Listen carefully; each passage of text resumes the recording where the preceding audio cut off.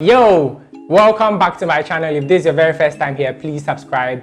And yeah, 3 months ago I did a quick review on the Zhiyun Crane M2. For those of you that don't know what the M2 is, it's this gimbal that came out last year that could hold either a smartphone, a GoPro, or a compact mirrorless camera. When you get the Zhiyun Crane M2, inside of the box you are greeted with the service card and the user manual. Then you'd get the gimbal itself, the USB Type-C charging cable for charging the gimbal. You get the tripod stand, the stand for setting the gimbal on any base at all that you want. You get the clamp, the phone holder, that's for holding your phones onto the gimbal. Then there's the plate that you can use to mount either your phone, your GoPros, or your compact mirrorless cameras. There's this screw that you'd use to screw the plate to the phone holder or to the base of your camera. There's also this leather phone holder or this leather gimbal holder. I've never used it before, but yeah, it comes as part of the package. Extra accessory you can get as well is the vertical mounting plate.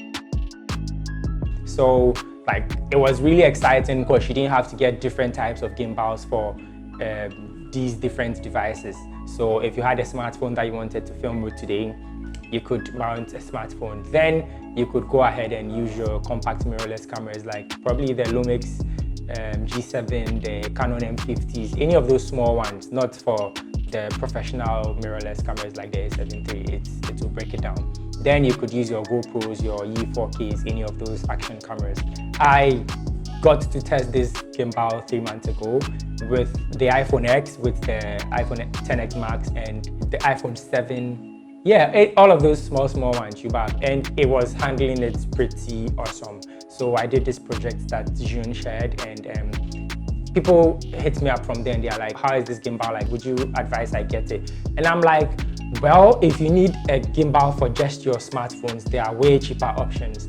There's the Smooth Q2, there's the Q4, there are ones from DJI, like the DJI Osmo 3, there's the Moza Mini S, Mini Me, and yeah, there are a lot. So all of these ones are cheaper options that can take just smartphones.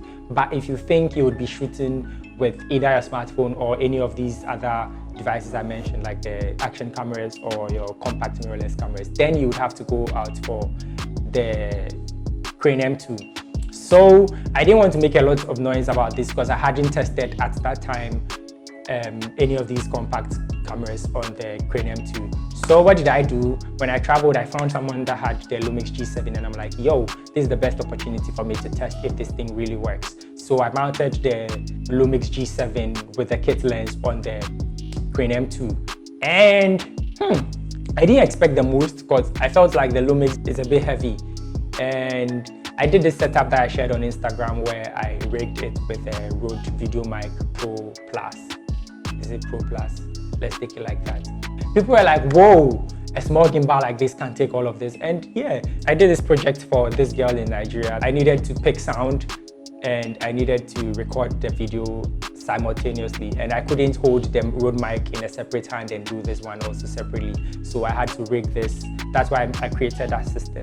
And also I worked on this documentary where we had to go into some remote areas like the market where there are a lot of busy people that when they see you holding like serious setups, they will beat you up and you go home without any of your gadgets. So I took the Crane M2 to this market. But yeah, this is how small the Crane M2 is with a mobile phone like this. You get, and this it holds the iPhone 11 like pretty well without any stress. And yeah, it could take the Lumix G7 as well, and it's like extremely small. The only limitation I had with the Lumix G7 is because of the viewfinder, like the hood comes a bit too forward and it will hit this part of the gimbal, so you can't go into vortex mode and do all of your vortex rolls. So yeah, that was the only limitation I had with the Lumix G7 plus this setup. But I've seen people use it with a Canon M50 and it worked pretty great. So yeah, I think all in all, it's a very great gimbal for when you think you'd be switching between these devices I've mentioned. And if you need it just for your smartphone, well, it packs a lot. So like you're getting the Vortex mode, the POV mode, where you'll be doing all of those Brandon Lee kind of moves, and the gimbal would follow along and all of those things. But if that's not what you want, and you want something small that fits into your pocket, go for something like the Q2 or the DJI Osmo 3, or yeah, any of those cheaper options out there. But for the price it comes in at, pretty good money for the product. So yeah, that's all I wanted to say today. This is like 3 months down the line Crane M2 extra review. Thank you very much for watching. I'll catch you next time. Enjoy your evening.